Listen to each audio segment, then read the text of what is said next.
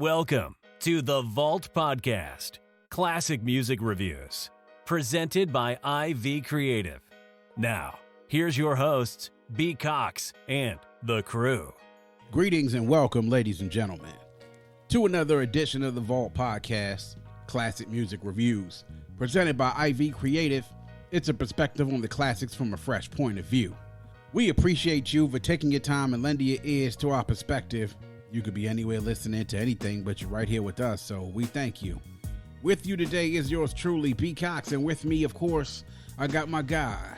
He is the creator and host of the Raw Sex podcast, Cox and Domo, a.k.a. Dominique Marks. Make sure y'all checking out Raw Sex and following them on social media. Make sure you also are checking them out as well every Friday for that new episode, dropping every single Friday. He got something hot for you every single Friday, and of course, go ahead and check out his Manscaped promotion, and you can get a good 20% off using this promo code of Raw Sex Podcast. Go ahead and check that out. He's promoting it on his last couple of episodes. Hey, go ahead, help my man out. He's doing some big things out here in the street. I want to thank all the listeners around the world, worldwide, all across the world, stateside, worldwide, for continuing to support the show, of course, on all of our platforms, including YouTube. YouTube episodes going live a week after we post on audio platforms, so please make sure y'all are checking that out, too. As we always say here on The Vault, our motto is hashtag open the vault, hashtag nothing but the classics, or MBTC. And Damo, well, we're going back 25 years today. And we're going to go back to June 18th, 1996, to the second studio album from a homegirl from the state of Maryland, Toni Braxton, and her second studio album, Secrets, released on LaFace and Arista Records. Her second album after her debut smash album, self-titled Toni Braxton, which came out in 1993. That, of course, followed her appearance on the Boomerang soundtrack with Love Should Have Brought You Home Last Night, which became her introduction into the industry as a solo artist. This was her second album on LaFace Records, and really kind of looked to build on the success that she had before. After her first album, she won the Grammy Award for Best New Artist at the Grammy Awards in 1994, and so she was looking to take that next step out there. Some particulars about Secrets, released, of course, on June 18th, 1996, recorded between January 95 and May of 96, recorded at a number of different studios, including La Coco in Bosstown in Atlanta, the Record Plant in Hollywood, California, the Tracking Place in Beverly Hills, California, and Ocean Way in Hollywood, California. Runtime of 54 minutes and 54 seconds. Producers on this, of course, L.A. Reid and Babyface. Babyface, of course, writing a number of different songs on here and producing a number of different songs on here. They were longtime collaborators, Babyface and Toni. Also, producers on here, Keith Crouch, David Foster, and Robert. Yes, that Robert was a producer on this as well. Tony Rich and Soul Shock and Carlin, and then also Bryce Wilson of Groove Theory was a producer. Other contributors on this album that on here, as far as vocals are concerned, all the aforementioned people other than L.A. Reid all provided background vocals. But surprisingly enough, there were background vocals with some pretty notable singers, from Tony Rich, from Mark Nelson, from Shanice, from Shantae Moore. All provided background vocals on this album. Pretty incredible when you think about it, Damo, that those are all people who were established themselves and had big music careers, and they also did background vocals on an album such like this.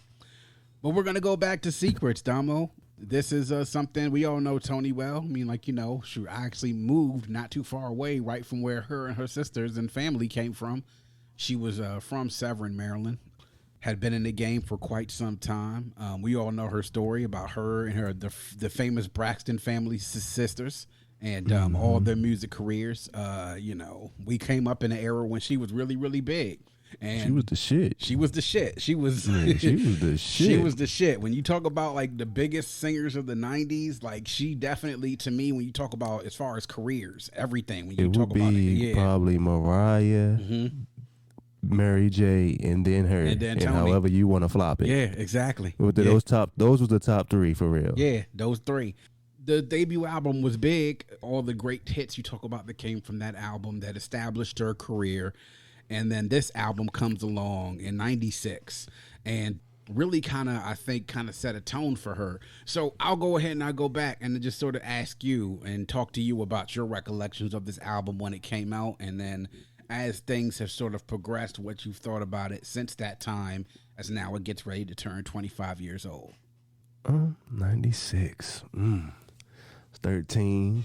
And if y'all avid listener of The Vault, y'all always hear me say that R&B I could been listening to for forever, so it wasn't no restrictions on listening to R&B. So I can give y'all a little bit more of me listening to this right off the rip. And I'm middle school, and yeah, my mother used to crank this album as well. So, but it was on the low. One of my jobs, I was like, oh, hold on.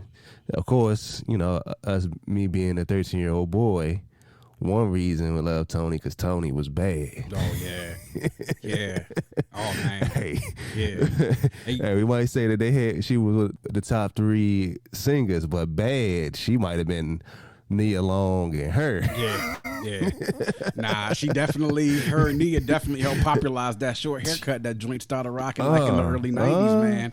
And not every woman can rock that short haircut and still be sexy, but she was, my God. But then when she came with this joint with the long, I said, Toni got long hair. Hold on now, Toni. Yeah. Hold on. I might have to go to the bathroom. Why you in the bathroom so long? Hold on.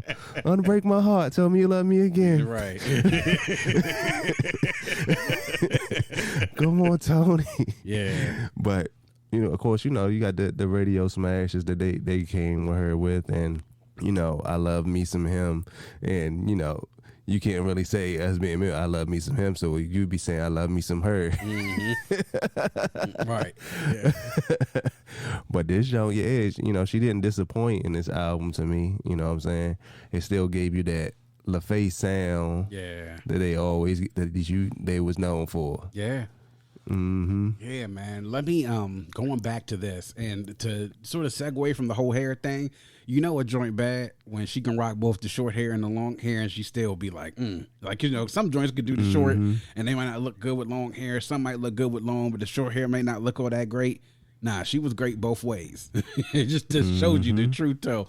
But to go back to this album back in that voice, though. Yeah. Oh, yeah. I mean, goodness. Yeah.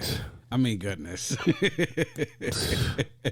and I'll tell a little story about that, too, because I actually met her, I think in 2000, 2001, because I went to a show and had somebody who had some backstage access, and she was meeting fans and stuff. And I was just like, you expect to be able to see her, and she 5'1", she 5 feet, she not even that big. You know what I'm saying? It's just like I might would have fanned out, man. Yeah, I might would have fanned out. I sat there, I didn't say anything. I just nodded my head and said hello, and that was it. Because I was literally, when you get and you see somebody on television and you see them in person, you see these stories about some people, they don't look good on TV, and then when you see them in person, they don't look all that great. Nah, Joe, she lives up to the hype. So, but when this joint came out in 96. So this is when these first singles are starting to come out. It's starting to head into the summer of 96. So we're getting into the end of my 8th grade year, heading into that summer before I head to high school.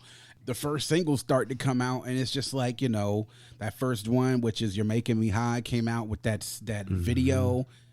Her with the long hair with that white bodysuit, and it was just but then the song was a great song. It was just it had that really sort of a hip hop feel to it. But that was a collaboration between Babyface and Bryce Wilson, and her and Bryce Wilson actually were an item for a quick little second. He was in that video, and You're Making Me High. But then you start getting into the albums. Have my sisters who bought this album and listening to it, and then the other singles start coming out. I mean, I can remember during that time because I used to listen to the radio. Unbreak My Heart was an unbelievably huge hit. It was a huge hit. And so smash hit. I mean, and so it's even a song to this day when it comes on, it's just you can understand just how powerful a song it is. And we'll get into that when we talk about the review. But you start to get into some of the other singles. This was something that I think that when it set her up perfectly to be released right during this time in the summertime. I always kind of say that it's interesting when record labels decide to release albums at this particular time of the year, because if you could smash through the summertime, you set up, you know what I'm saying? You could take that and ride that all the way into the fall and set yourself up nicely to have a perfect year. She rocked throughout this entire summer. It was a little bit different than what we got from the debut album, right? And so what I like to say is, I think that her debut album made her a big hit as far as urban music, R&B was concerned. Like, that made her a smash. Whenever we listened to her on WPGC 93.9, and because she was from Maryland, it was a big deal to us because we were supporting our own. She was a big hit, like, in the black urban music community. This album, I think, took her and crossed her over into pop star. And I think if she was a superstar by the time she finished her first and debut album, she was an icon by the time she finished this album, because she had then crossed over into the pop charts. She was starting to get into that sort of like that stratosphere where only like Whitney and Celine Dion, and where, you know, singers like that had sort of been, and, you know, we're going to it at a certain point in time. She had gotten into that stratosphere. So that's really my recollections with that. You're Making Me High was a huge summer hit. That video was a huge hit. I remember that was like the last like full year that Video Soul was on full time, and that would be the big thing in my household, was on Friday nights watching Video Soul, the top 20 countdown, and that was like the #1 video for like 3 weeks in a row. You know, it was a crazy big hit. So, and it's just the feeling about the album as well. Like, you know, you said about her voice. I mean, she has one of the more unique singing voices, like, just like she said, like being inspired by someone like Anita Baker, and sort of getting those same type of vibes from somebody, you know, like Anita Baker that you got with Toni. And that really unique sort of feeling that you get when you hear someone with that type of voice is just priceless, man. Absolutely priceless. Yeah. So now we're going to get into your highlights. So Damo, tell me what your highlights are. 12 tracks on here, runtime of about 55 minutes, man. So just let me know what your highlights, and if you have any lowlights as well. Of course, you know, You Making Me High, Unbreak My Heart, I Love Me Some Him, Let It Flow. You know what I'm saying? Those of course, are all the highlights. But the sneak highlight for me is the jump with Kenny G. How Could an Angel Break My Heart? Yeah. And then you hear Kenny G hitting that saxophone in the back. Yeah. And you know, and my mother was a big Kenny G fan. So I knew right off the rip when I heard it. I was like, hold on, is that Kenny G? Yeah. And I went to go grab the CD cover, looked at the back. I was like, oh shit, Kenny G on this show? Yeah, you know. Yeah. And then she was giving it up on it. That's like me thinking about it now, that's like my surprise track. Like, it wasn't something that I accept. I knew it was Kenny G, but now listening to her sing the song even more, going through heartbreak, growing up, you know, in this age and time, you didn't really understand that what she was talking about until you experience it. And now you hear that song, like, oh yeah, I get you, Toni. Yeah, exactly. I would say the low. I can't even say low. It's just #1. The first song is like a throw off. Like, true. If it wasn't to where they came with the heat, where you making me high, ain't that funny? But you first jump, I'm like, well, what in the world? First I was like, hold on, did B pick the right album? Yeah. Then I said, oh, okay, all right, let me make sure now. I say, all right, now they get into the shits. All right. Yeah. But that's my low. Like, right, that part, you start the album with that first song, I'm like, it was I don't know. If I didn't know the rest of the hits that was on here, I'd be like, I don't know if I'm gonna listen to the rest of this album. Yeah. But then you go right into it. Yeah, exactly. I think that one in particular is sort of an interesting way to begin this album, because that, by the way, produced by Tony Rich and written by Tony Rich, Mark Nelson, and produced by as well as L.A. Reid, is sort of an interesting way to sort of start this album. As a matter of fact, in my recollections, I don't even really remember this track being on the album itself. I mean, I think that's how much of a lowlight it was, is that I completely forgot about it. I remember most of these other tracks, but this one, I was just like, what's this? Oh, wow. Yeah, I forgot about this. I really did. But the thing about it, it's the LaFace sound. Yeah, you know what I'm saying? Yeah, which is very distinctual. Everybody who back in the time when L.A. Reid and Babyface was doing their thing with that record, Jones, you already knew their sound, especially when they got to these R&B Jones like this. Yeah. But it had to be some little, you do this track right here and you do this track for me for something else or something. It had to be a throw-in because that joint right there didn't make no sense. Yeah, I understand. Yeah. No, so, and to sort of go back to what you were talking about Kenny G, when you hear Kenny G on a saxophone back in those days, you knew it was him. Like, and it's crazy how like you can tell who someone is by the way they play an instrument. That was him. That was him. My pops was a big Kenny G fan too, so I definitely understand what you're saying about that. My highlights. Obviously the singles, You're Making Me High, which was a great hit. It was really had sort of a little bit of that hip hop feel to it. The tempo and the pacing of it, to me, I think is what helped to make it a big hit, the hook and everything. Interestingly enough, she said that she was inspired making that song by doing none other than smoking weed. Wow. She said she smoked some weed, and that's what helped to inspire her to make this song. And the lyrics in this is just crazy, though. Like, I was even listening to it back then. I was like, yo, I can't believe Youngers, we was like 13, 14 years old, and Youngers was singing this joint. And you couldn't even sing that in front of your mother, talk about some, the thought of it just makes you want to get undressed. Like, whoa, okay. Well, damn. Unbreak My Heart, which is now, without a shadow of a doubt, her signature song. Like, we talk about the song that, her standard, the song that we think about when we think about Toni Braxton, which is crazy because she's had a number of different smash hits, but this is the smash hit, Unbreak My Heart, written by Diane Warren. Really shows the ability, like her vocal ability on this and the range that she has. Was a song that actually was supposed to go to, from what I've read, was supposed to go to Celine Dion and not to Toni Braxton. And that, and so this was a song that went to Toni. Really, when you talk about a power ballad, it's like you talk about the top 10 like contemporary power ballads. That's like right there in the top 10 of power ballads. It's something that she really was able to flex her vocal ability on this. It really is the range of emotions that go through when listening to that song, and the music and everything. It's exquisite. That video song. though, and the video too. The video with that video was, the video. She got the fro, popping off on stage. I'm like, oh, Toni, yeah. I commend it, Toni. I commend it. Exactly.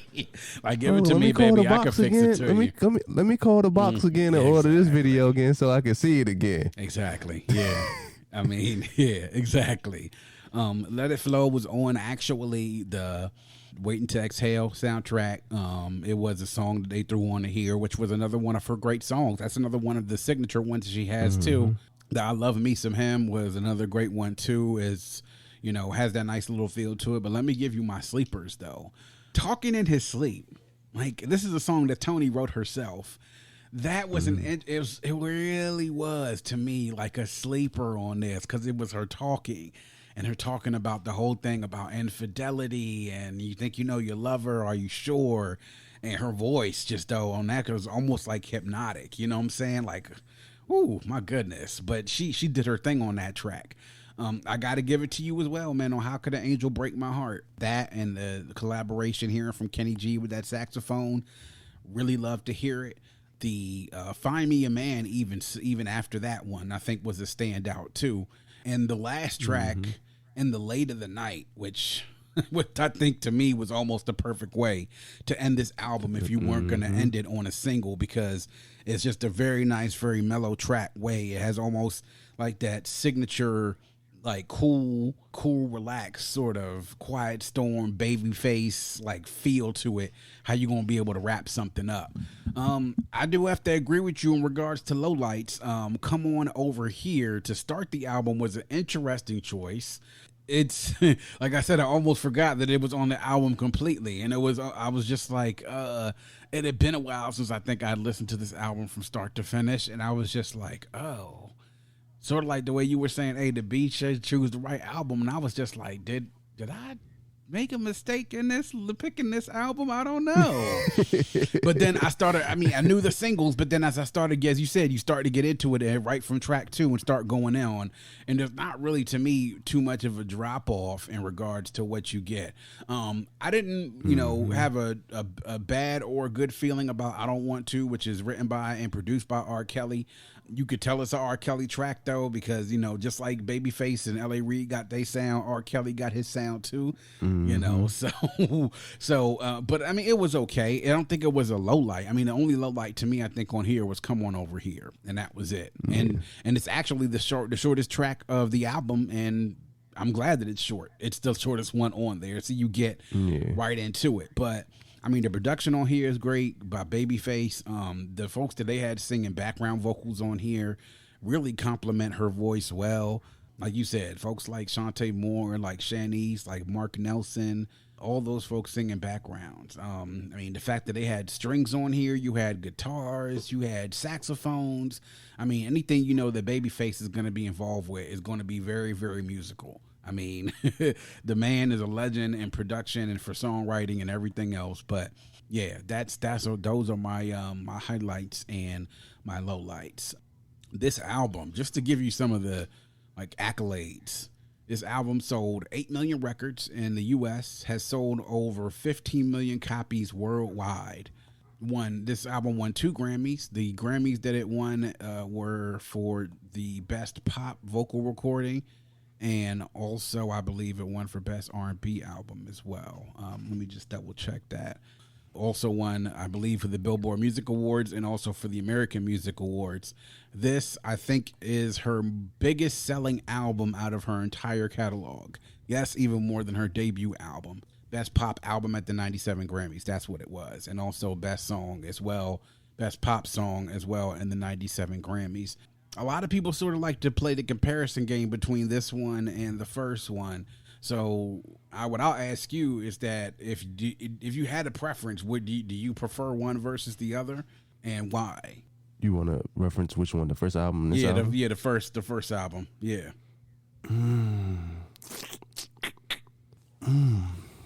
That's tough. Yeah. That's tough. Oh, I have no. Yeah. I might have to go with this one because this is the one that just took her to the next level. The next level, yeah. Yeah. I like think she got on the scene with the first one. The first one is, the cover to me always reminded me of Michael Jackson. Yeah, true, right? True. And then this one right here, this is like you said, it took her to that level where ain't too many female artists was or even got. Like it might only be Mariah and Beyonce there for real. Yeah, true. Other than that, that's it. And that's in the last 30 years. 30 years, yeah, man. That's crazy.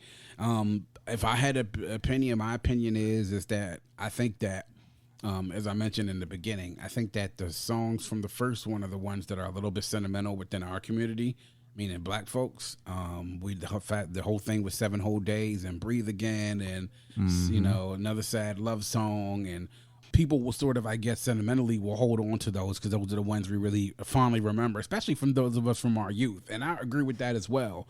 But I think that while that one may be more popular amongst folks, I think this is probably the better body of work. But I think that the success of the songs on here and the collection of songs on here, I think kind of gives it the edge over the first album. Like you said, this one made her an icon. This one sort of got her from the stratosphere. And when we talk about like being a race, it sort of gave her the separation away from some of her peers. You know what I'm saying? Like it got her out of that bunch of all these different R&B girl and female acts that came out in the early 90s to the mid 90s and got her pretty much ahead of them and ahead of the pack because it showed that she had that staying power. And it also showed that she could cross over. You know what I'm saying? So it showed that she could sort of cross over in the music industry. If you can go from R&B to pop, you golden. You know, like there isn't much a limit of anything that you can do if you can cross over in audiences from one section to the other section. So Yeah, I agree with you there. I do think that while the other one probably may be more popular with the fans and we may cling to those a little bit more, I do think that this may actually be the more complete body of work in regards to quality is concerned, you know? So it's not the amount of the singles that you have, it's the quality of everything else, including the album cuts. I think the album cuts is sort of what helps to help us stand apart as well. So now we're going to get into the final test, the test of time to see what it is. Is this a certified classic, borderline classic, classic just in its time, or not a classic at all? So, Damo, what say you? It's certified classic. It's gonna stand, and then she got the singles that's gonna stand the test of time. You always gonna hear them singles, and the females our age range definitely gonna be. That's gonna be one of their albums that they go to for forever. Especially those smashes or whatever. So to me, I definitely would say it's a classic, bona fide. Yeah.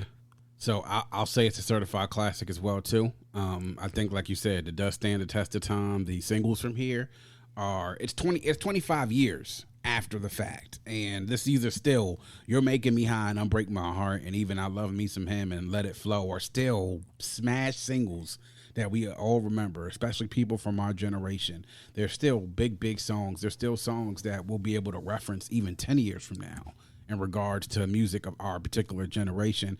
And I mean, the production on here, I really think it showed her growth from basically being the upstart to being a mainstay. It really took her from upstart to mainstay to where she was going to be in this thing for a while. She's now had 10 studio albums that's been out. And yeah. What happened though? Because it was like a rise, and then of course we know she did the bankrupt thing. Yeah, she was bankrupt, but not too long after this, as a matter of fact. But the fall is dramatic. Yeah, you know what I mean? Yeah, like you about to be up there with them, and then it's just whoosh, the fall off. Yeah. Well, so I really never understood the fall off. Well, I think they covered a little bit of that, in the movie, and how, you know, because like after this joint, or after The Heat, is when she got married to, you know, Carrie from Mint Condition. And she had a couple of kids, and then you know she also was diagnosed with lupus, and you know, and then you know the whole other thing as well that she had, you know, her son being autistic. Her son, by the way, as of this recording, just graduated from high school. Her younger son, Diesel, and is going to be going to Howard University, which is a triumph, you know, considering that he was the one that suffered from autism and seems to be doing very, very well. But then, you know, her marriage broke up. Her and her husband were going through some times. And after that is when she sort of got back together with Babyface, and they did the duet album, The Love, Marriage, and Divorce, which was the one that got her another Grammy. And you know, sometimes you go through things and then you go away from your formula and you get away from what kind of makes you. And then you also go through the triumphs, the fact of having to deal with having the kids and then having a child with autism and having a marriage that seemed to collapse at the end, and her dealing with her health issues. And then eventually it sort of came back up to where she was able to get back towards that level where she was at one point in time, being, you know, where she was in the industry. And she's not going to, I think, ever get back to where she was at that point. But, you know, she was able to still make good music. And that's why I think the drop, because there was a lot of different factors that came into play with that. The reason why the drop was so dramatic, you know? Yeah. And then, you know, you start focusing on other things. You know, music doesn't become as important to you when you have kids. And now I think that she's like come out with albums, and I think it's because both of her kids are now grown now, at least of age 18.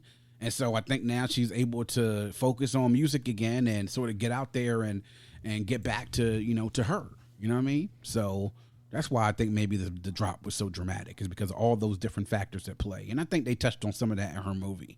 And she said that in some of her other, some of her other interviews since then.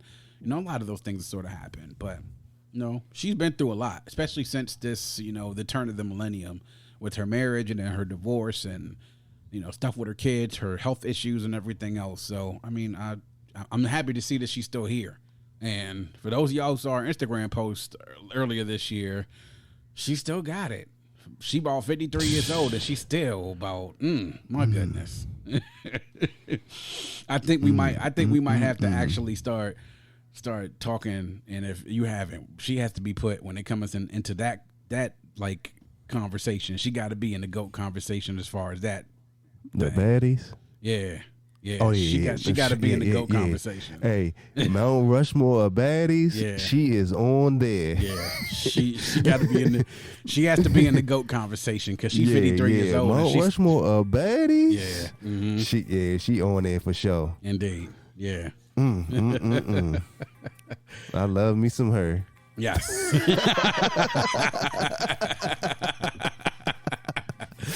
Oh man, and that is a fitting end to this review. So there y'all have it, man. Toni Braxton Secrets turned 25 years old this week coming up. Please make sure y'all go check it out, man. Check out her back catalog. Those first 3 albums she put out really were like bangers, all 3 of them, and 2 classics for sure, without a shadow of a doubt, and 2 of the better albums that came out in the R&B albums that came out in the 90s. So make sure y'all go check that out on Toni Braxton Secrets. And that's going to wrap up yet another edition of The Vault. Please make sure you check us out on our hosts on Red Circle. You can also download, stream, and subscribe to The Vault Classic Music Reviews on any one of our streaming sources. If you go to the link in any one of our social media pages, you'll get to our link tree that has all of our streaming sources and also all of our social media pages. You can always follow The Vault on Instagram on @VaultCMR Podcast, on Twitter @VaultClassic, and on Facebook and YouTube. You can search us, The Vault Classic Music Reviews Podcast. You can also like the Facebook page, subscribe to the YouTube channel, interact with us on social media. We do it here all for you.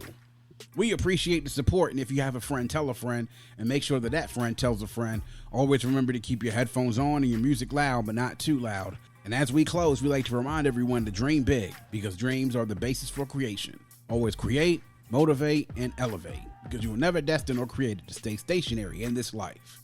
And on that note, we say peace. Thank you for listening and coming into The Vault. Please subscribe and follow us on Facebook at IV Creative and Instagram at IVECRE8.